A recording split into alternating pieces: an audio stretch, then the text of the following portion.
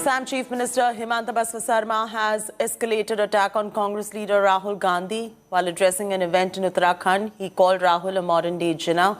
Sarma said that Rahul's language and rhetorics are similar to that of Mr. Jinnah before 1947.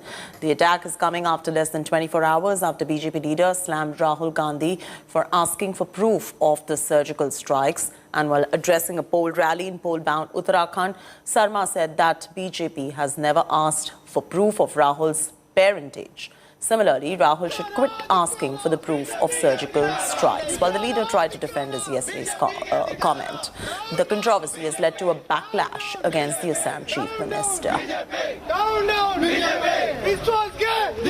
किसी नेता को पकड़ के तुम किस बाप को पैदा हुए ये आपका मुख्यमंत्री पूछ रहा है।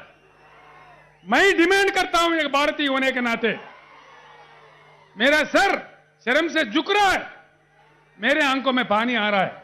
हिंदू धर्म को बेच के उसके नाम पे वोट कमाने वाले आप लोग हो, आप गंदे लोग हो।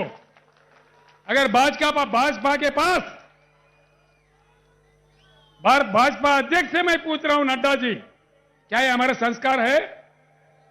अगर आप ईमानदार हैं, धर्म को निभाने वाले हैं, तो बरतरफ करो असम चीफ मिनिस्टर को। राहुल गांधी देखता है कि गुजरात से बंगाल में ही भारत है, तो ऐसा थोड़ा लास्ट 10 डेज से मैं देख रहा हूं कि राहुल गांधी जो भाषा का प्रयोग कर रहा है, एक बार बोलता है कि India is A union of state, एक बार बोलता है कि भारत का मतलब गुजरात से बंगाल। तो एक काल में उत्तराखंड में भी बोल के आया हूँ कि जिन्ना का भूत घुस गया है राहुल गांधी में। जो जिन्ना 1947 का पहले जो भाषा का प्रयोग करता था, अभी राहुल गांधी वही भाषा का प्रयोग करता है। एक प्रकार से मॉडर्न डेज का राहुल गांधी एक जिन्ना बन गया है।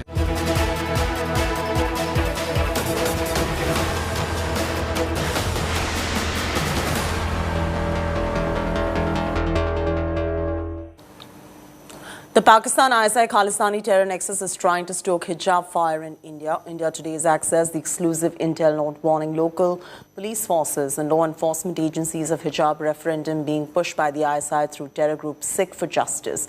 India Today found out that the father of the petitioner, Muskan Khan, who faced off with saffron shawl protesters, is a PFI district leader. Our next reporter is going to tell you more about it.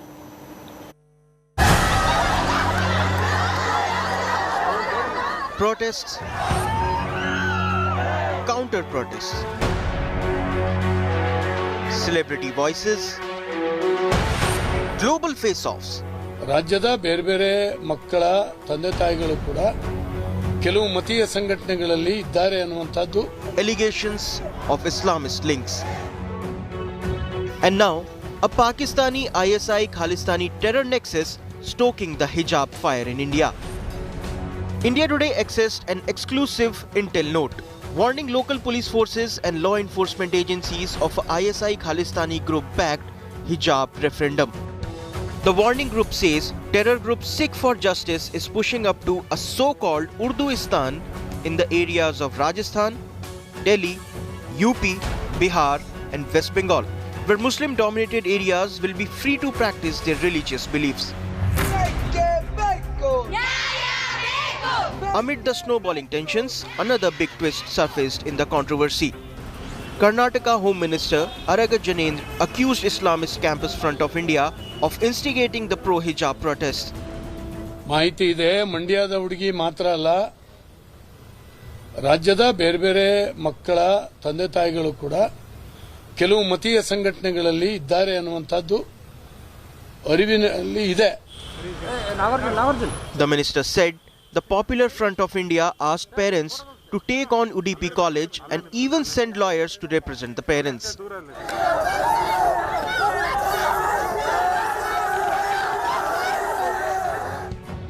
India Today found out that father of petitioner Muskan Khan, who chanted Allahu Akbar, is a PFI district leader. Another petitioner, Alia Asadi's cousin, Nazat Asadi Belapu, is also a member of the radical Islamist outfit. PFI, the SDPI, all of that is backing you, they say? Yeah, they are backing because we approached them. Because we approached, our parents approached them for a help when they put us outside the class and not allowing us to enter the class. And our parents were already done begging them to allow us to go to the inside the class. At that time, they approached CFI for the help. The matter quickly led to standoff between the families of 6 Muslim students and the college management. Intel suggests that agencies like ISI and Sikh for Justice are provoking Muslims in India on issues like hijab. The BJP in Karnataka has said that Campus Front of India and PFI were involved in the hijab protests. The big question is whether these hijab protests, which have made international headlines, were spontaneous or planned. BJP MLA Raghupati Bhatt alleged that his life was under threat over the controversy. The MLA claimed that he was receiving calls over the internet from different countries. The callers had reportedly told him that they know how to control him and threatened to harm him if he continued to oppose Muslims. That is not from any particular association or any person. This is all dummy calls from the internet calls. But I didn't take it very serious. As a MLAs, we'll receive a lot of like this calls. BJP Minority Cell Chief Daud Abubakar also said that he received threats for speaking against the pro-hijab protesters. Several questions are raised as the hijab showdown gets murkier. Is this an attempt by terrorist groups to divide our nation? Bureau Report, India Today. India Today exclusively speaks to classmates of petitioners who seek an end to the hijab ban in Karnataka. Classmates of petitioners claim that someone is backing the girls and they have noticed a sudden change in the behavior of the petitioners who suddenly took to hijab after attending classes without the veil. Hijab versus saffron scarf face-off has put Karnataka on edge, tearing apart social fabric, driving a wedge among classmates. Students who were friendly till days ago find themselves at opposite ends of a divide. But what triggered the showdown between the students? Is someone writing off the script of Karnataka hijab row? India Today exclusively speaks to the classmates of pro-hijab petitioners who are seeking an end to the hijab ban in educational institutes. Classmates of the petitioners have made some sensational allegations, saying the Muslim girls who shunned hijab days ago are suddenly hitting the street for hijab. They blame the sudden change in behavior to be scripted by someone else, calling the shots from the background. ಅಂದ್ರೆ behaviour ಅಲ್ಲಿ ತುಂಬಾ change ಆಗಿದೆ. ಅಂದ್ರೆ ನಮ್ ಜೊತೆ rash ಅಲ್ಲಿ ಮಾತಾಡೋದು, ಅಂದ್ರೆ ಅವ್ರು ಒಬ್ಬೊಬ್ರು ಸಿಕ್ಕಿದಾಗ ಒಳ್ಳೆ ರೀತಿಯಲ್ಲಿ ಮಾತಾಡ್ತಾರೆ, ಬಟ್ ಅವರು 6 ಜನ ಒಟ್ಟಿಗೆ ಸೇರಿದಾಗ ಏನೋ ಅಂತ ನೋಡಿದ ಹಾಗೆ ಮಾಡುದು, ಹಾಗೆಲ್ಲ ತುಂಬಾ ನಡೀತಿತ್ತು. ಮತ್ತೆ ಇದ್ರ ಹಿಂದೆ ಯಾರು ಇದಾರೆ ಇಲ್ವಾ ಅಂತ ನಮ್ಗೆ ಕರೆಕ್ಟ್ ಆಗಿ ಕನ್ಫರ್ಮ್ ಆಗಿ ಗೊತ್ತಿಲ್ಲ, ಬಟ್ ನಮ್ಗೆ ಅನುಮಾನ ತುಂಬಾ ಇದೆ ಯಾರಾದ್ರೂ ಇರ್ತಾರೆ. ಯಾಕಂದ್ರೆ ಸ್ಟೂಡೆಂಟ್ ಆಗಿ ಇಷ್ಟು ಮುಂದೆ ಬರ್ಲಿಕ್ಕೆ ಸಾಧ್ಯವೇ ಇಲ್ಲ, ಸೊ ಯಾರಾದ್ರೂ ಇರ್ಬೋದು ಅಂತ ನಮ್ಮ Classmates of petitioners say that just 6 students are impacting studies of hundreds and are no longer friendly with classmates. ಹಠ ಬರ್ಲಿಕ್ಕಿರೋ ಕಾರಣ ನಮ್ಗೆ ಸಹ ಗೊತ್ತಿಲ್ಲ. ಮಾತ್ರ ಫಸ್ಟ್ ಇಯರ್ ಅಲ್ಲಿ ನಾವು ನೋಡಿದ ಪ್ರಕಾರ ಇದು ಡಿಸೆಂಬರ್ ಮಂತ್ ಅಲ್ಲಿ ಸ್ಟಾರ್ಟ್ ಆದದ್ದು, ಎಂಡ್ ಮಂತ್ ಅಲ್ಲಿ ಸ್ಟಾರ್ಟ್ ಆದ. ಅದಕ್ಕಿಂತ ಮುಂಚೆ ಯಾವತ್ ಸಹ ಇಷ್ಟು ದೊಡ್ಡ ಇಶ್ಯೂ ಆಗಿರ್ಲಿಲ್ಲ. ಮತ್ತೆ ಅದನ್ನು ಯಾರು ಸಹ ಹಾಕೊಂಡ್ ಸಹ ಬರ್ತಿರಲ್ಲ. ಅಂದ್ರೆ ಕಾಲೇಜ್ಗೆ ನಾರ್ಮಲ್ ಆಗಿ ಬರ್ತಿದ್ರು. ಅಂದ್ರೆ ಕಾಲೇಜಿಗೆ ಬರುವಾಗ ಅವರು ಬುರ್ಕಾ ಆಗಿರ್ಬೋದು, ಅವ್ರು ಹಿಜಾಬ್ ಹಾಕೊಂಡ್ ಬರ್ತಿದ್ರು.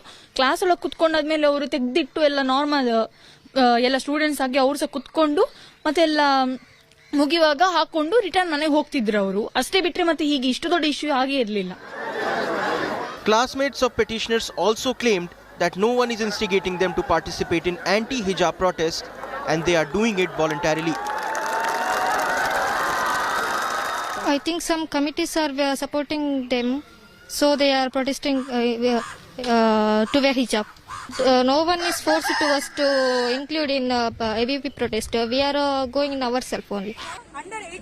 The petitioners reject the charges but agree that they took the support of Campus Front of India after being stopped by the principal from wearing hijab. EFI, the SDPI, all of that is backing you, they say? Yeah, they are backing because we approached them. Because we approached, our parents approached them for a help when they put us outside the class and not allowing us to enter the class. And our parents were already done begging them to allow us to go to the inside the class. At that time, they approached CFI for the help.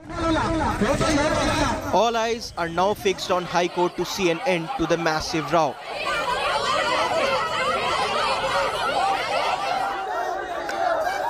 With Shrija and Nabila Jamal in Bengaluru, Bureau Report, India Today.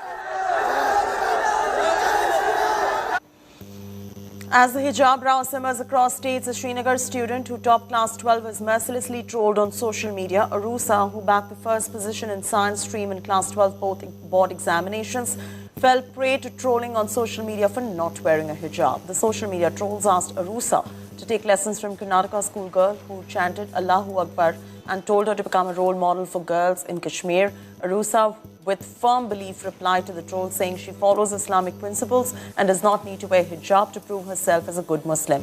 Aroosa, who freely interacted with media earlier, denied speaking on camera after the toxic trolling on social media. She scored 499 out of 500 marks in science examination of class 12 board exams and was felicitated by the Deputy Commissioner of Srinagar. She was presented a certificate of excellence, a trophy and a cheque of 10,000 rupees.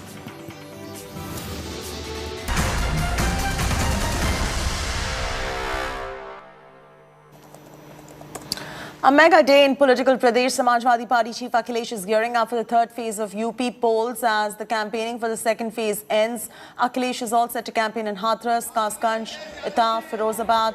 Akhilesh's visit comes the day after the Prime Minister's attack on the Samajwadi Party while campaigning for the SP bastion Kannauj. Prime Minister said that had the dynastic parties like Samajwadi Party were in power during a pandemic, the ration media would have looted the free food grains meant for the poor. Prime Minister Modi warned that if Samajwadi Party manages to capture power in UP, it will stop all welfare schemes that are meant for the poor. Meanwhile, Union Defence Minister Rajnath Singh will also campaign in UP's Ramnagar. The second phase of the elections in UP are going to be taking place on 14th February. 55 assembly constituencies from 9 districts are going to polls.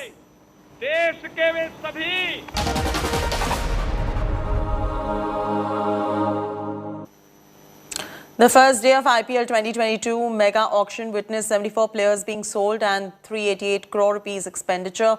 The most expensive bid was made for batsman Ishan Kishan, who was sold to Mumbai Indians for 15.25 crore rupees. The costliest uncapped player was Avesh Khan, who was bought in by the new Lucknow franchisee for 10 crores. Here is the report. 1525, Ishan Kishan, number 32, Mumbai Indians. Done. Thank you. It's raining money in the IPL. The first day of the IPL auction proved to be the biggest payday for several cricketers from around the world. Wicketkeeper batsman Ishan Kishan became the biggest buy at the IPL so far, fetching a whopping 15.25 crores as Mumbai Indians went all out to keep him at the franchise. Like Ishan Kishan returned to Mumbai, pacer Deepak Chahar also returned to Chennai Super Kings, but not before they shelled out 14 crores, making him the second biggest buy at this year's mega auction. Early in the day, Kolkata Knight Riders obtained the services of former Delhi captain Shreyas Iyer for 12.25 crores, making him the costliest buy among the marquee set of 10 players that kick-started the auction. 725. The biggest surprise in the auction, though, came from among the overseas picks. West Indian wicket-keeper batsman Nicholas Pooran, who had a forgettable IPL with the Punjab Kings last time around, surprisingly was picked up for a jaw-dropping 10.75 crores by the Sunrisers Hyderabad. Deep mid-wicket. Sri Lanka's leg-spinning all-rounder Wanindu Hasaranga, who was the highest wicket-taker at the T20 World Cup, will be returning to RCB after they paid 10.75 crores for him. But there were other big surprises as well. New Zealand fast bowler Lockie Ferguson, who played for the Knight Riders last year, was picked up by the Gujarat Titans for 10 crores. Among the other top Indian picks, Harshal Patel will again be seen in RCB colours after they snaffled him for 10.75 crores. Shardul Thakur, who has become a regular for the national side in the last 2 years, went to Delhi Capitals for another 10.75 crores. Player of the series in the recently concluded ODI series against the West Indies, Prasidh Krishna, also had a big payday with Rajasthan Royals buying him for 10 crores. Oh, there he is. Meanwhile, Avesh Khan, who was a phenomenal performer for the Delhi Capitals last season, became the highest ever buy among uncapped players in the IPL history. Lucknow paid 10 crores for him. While the first day of the IPL auction was largely filled with applauses, there was a moment of scare as well. Hugh Edmundis, the IPL auctioneer this year, collapsed mid-event. The images were dramatic and for a moment everyone was scared. Thankfully though, the IPL account on Twitter clarified that Mr. Edmundis was stable and that his unfortunate fall was due to a drop in the blood pressure. Here we go. While there was no backup auctioneer, veteran presenter Charu Sharma stepped up and took on the onus to keep the auction going. Sports Bureau, India Today. Thank you.